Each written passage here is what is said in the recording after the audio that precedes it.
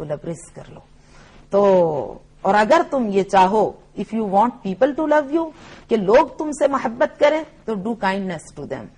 ان کے ساتھ نرمی سے، ملائمت سے، محبت سے، پیار سے، عاطفت سے پیش آؤ. ان کے مشکلات کو برطرف کرو، ان کی پریشانیوں کو میں ان کے کام آؤ، اور ان کے ضروریات کو اپنے ضروریات پر ترجیح دو. تو مخلوق خدا تم سے محبت کرنے لگے گی. جیسا کہ ایک اور مقام پر حضرت علی علیہ السلام کا ارشاد ہے کہ اگر تم یہ چاہتے ہو کہ لوگ تم سے محبت کریں تو کن ناسیاً عن شیئین، دو چیزوں کو اپنے ذہن سے مٹا دو، اپنے صفحہ دل سے محو کر دو، نکال دو. احسانک فی حق الغیر و اساءۃ الغیر فی حقک. جو تم نے دوسرے کے ساتھ احسان کیا، نیکی کی، حسن سلوک کیا، اس کے ساتھ اچھا برتاؤ کیا جو اس کے تم کام آئے، و اساءۃ الغیر فی حقک، اور اس کے جواب میں یا اس کے بدلے میں دوسرے نے تمہارے ساتھ جو غلط برتاؤ روا رکھا، غلط سلوک روا رکھا، یا تمہارے ساتھ برا سلوک کیا، یا تمہارے لیے مسائل پیدا کیے، تمہارے لیے مشکلات پیدا کی، اس کو بھلا دو. اگر تم دنیا میں سکسیسفل زندگی گزارنا چاہتے ہو تو فرمایا فاحسن الیہم وارفض ما فی ایدیہم. اگر تم چاہتے ہو کہ لوگ ہمیشہ تمہاری تعریف کریں، تم سے محبت کریں، تمہارے ساتھ ساتھ رہیں، تمہارے قرب و جوار میں رہیں، تو پھر تمہیں ان پر احسان کرنا ہوگا، حسن سلوک کرنا ہوگا. وارفض ما فی ایدی الناس، اور لوگوں سے کوئی ایکسپیکٹیشن نہ رکھو، ان سے کوئی توقع نہ رکھو. وَإِذَا أَرَدْتَ أَن يُطِيلَ اللَّهُ عُمْرَكَ، اور اگر تم یہ چاہو کہ تمہاری عمر طولانی ہو، خدا تمہیں طول عمر عنایت کرے، اور ڈیزاسٹر سے، ناگہانی حوادث سے، سڈن اور ان ٹائملی ڈیتھ کے ڈینجر سے تم محفوظ ہو جاؤ، تمہیں ہر طرح کے حوادث سے پروٹیکشن مل جائے، تو پھر تمہیں چاہیے کہ فصل ذوی ارحامک، اپنے رشتہ داروں سے، اپنے اعزہ سے، اپنے اقارب سے، اپنے خونی رشتوں سے، اپنے بلڈ ریلیشنز کے ساتھ، اپنے کتھ اینڈ کنز کے ساتھ اچھے طریقے سے پیش آؤ. فصل ذوی ارحامک، ان سے صلہ رحمی کرو، جیسا کہ قرآن کریم کی سورہ مبارکہ آراف کی آیت نمبر 199 ہے، جس میں خالق کائنات نے پیغمبر گرامی اسلام سے ارشاد فرمایا خذ العفو وامر بالعرف واعرض عن الجاہلین. خذ العفو، عفو درگزر کا دامن تھام لیجئے اور لوگوں کو معاف کر دیجئے، اور معافی کو اپنی روش بنا لیجئے. تو آقا نے سوال کیا جبریل امین سے کہ اس آیت سے خداوند متعال کیا چاہتا ہے؟ تو جبریل امین نازل ہوئے اور کہا کہ یا محمد ان اللہ یأمرک ان تعفو عمن ظلمک وتصل من قطعک وتؤتی من حرمک. خداوند متعال یہ چاہتا ہے کہ معاف کریں اسی کو جس نے آپ کے ساتھ برا سلوک کیا، اور صلہ رحم کریں اس کے ساتھ جس نے آپ کے ساتھ تعلق کو توڑ دیا، اور عطا کریں اس کو جس نے آپ کے لیے رکاوٹیں ایجاد کی، آپ کے لیے مسائل پیدا کیے. خانم صاحبہ، صلہ رحم کا آپ نے ذکر چھیڑا ہے، یہ بہت ہی اہم موضوع ہے، اور ہم پڑھتے رہتے ہیں، سنتے رہتے ہیں کہ صلہ رحم بہت ضروری ہے. اس کی اہمیت اور ثواب کے حوالے سے اور خود صلہ رحم سے کیا مراد ہے، اس کے بارے میں ہم چاہتے ہیں کہ ہمارے ناظرین کے لیے آپ ذرا قدر تفصیلی بیان فرمائیے گا. صلہ رحم دیکھیے اس کی سب سے زیادہ اسلام میں اہمیت ہے، اور حدیث ہے کہ ما من خطوۃ احب الی اللہ من خطوتین، ما من جرعۃ احب الی اللہ من جرعتین، ما من قطرۃ احب الی اللہ من قطرتین. خدا کو دو قطرے، دو قدم اور دو گھونٹ بہت پسند ہیں. سبحان اللہ. تو دو قدم، ٹو آف آر مووز، دو قدم خدا کو بہت پسند ہیں. اور وہ کون سے قدم ہیں؟ خطوۃ رجل یسد بہا صفا فی سبیل اللہ.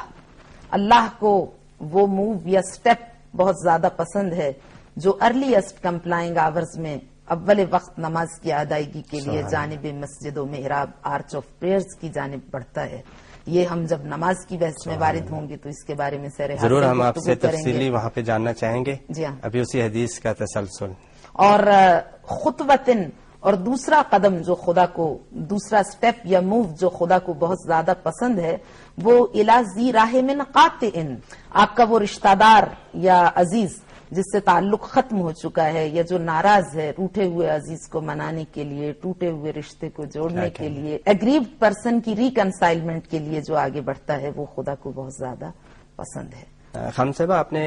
زور تو دیا صلہ رحم پر اور کہا کہ روٹے ہوئے رشتہ داروں کو بھی منائیں اور ویسے بھی ان کی خبر گیری کریں، لیکن انہی رشتہ داروں میں بعض لوگ ہوتے ہیں جو لگائی بجھائی کرتے ہیں، رشتوں کے بیچ میں دراڑیں ڈالتے ہیں. ان کے لیے بھی ایسے ہی صلہ رحم کی یہی اہمیت اور یہی ثواب ہے؟ دیکھیے، صلہ رحم کی جو اہمیت ہے وہ اسلام میں تسلیم شدہ ہے اور اس سے انکار نہیں کیا جا سکتا، اور ہم اپنے عزیزوں کے ساتھ قطع تعلق کی کوئی جسٹیفیکیشن دے نہیں سکتے ہیں، چونکہ اسلام نے یہ حکم دیا کہ تم اپنے سیلف امیج کو نیگیٹ کرتے ہوئے اپنی ایگو کے اگینسٹ اپنے روٹھے ہوئے رشتہ دار کو منانے کے لیے قدم آگے بڑھاؤ، اپنے نفس کی نفی کر دو، اپنی ذات کو کل کر کے، اپنے نفس کو کل کر کے آگے بڑھو، اسی میں تمہاری بلندی ہے، اسی میں تمہاری عزت ہے، یہی چیز خدا کی بارگاہ میں تمہارے مقام کو بلند کرتی ہے۔ تو تم اسے منانے کے لیے اگر انیشیٹو لوگے، اگر اس سے رینیوبل آف ریلیشن کے لیے آگے بڑھو گے تو یہ چیز تمہارے مقام کو بلند کرے گی،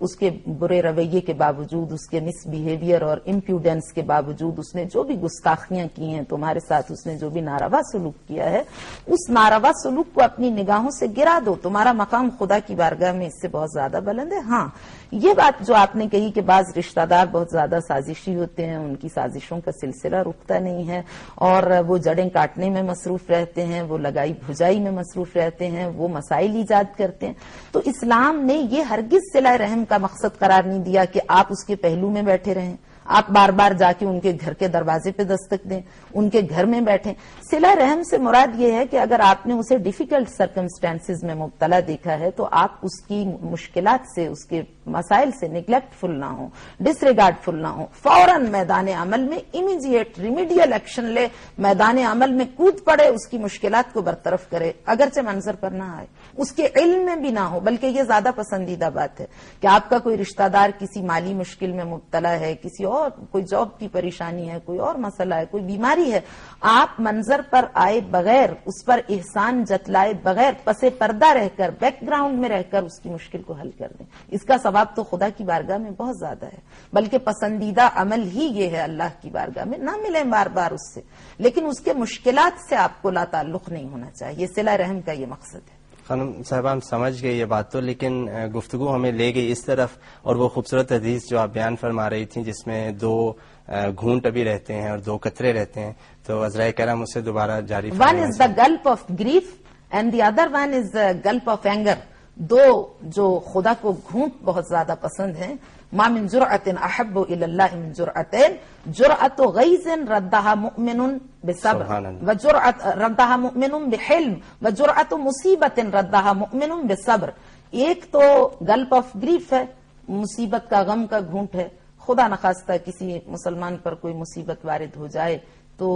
قضاء و قدر الہی پر اپنی رضا کا اظہار کرنا، سر تسلیم خم کرنا، چونکہ اللہ کے ہر کام میں ایک حکمت پوشیدہ ہے، ولو یہ کہ انسان اس کو سمجھ پائے یا نہ سمجھ پائے، اس کا کوئی کام خلاف مصلحت نہیں ہے، اور جب انسان صبر کا مظاہرہ کرتا ہے تو خدا اس کے اجر کو ضائع نہیں کرتا۔ وبشر الصابرین الذین اذا اصابتهم مصیبہ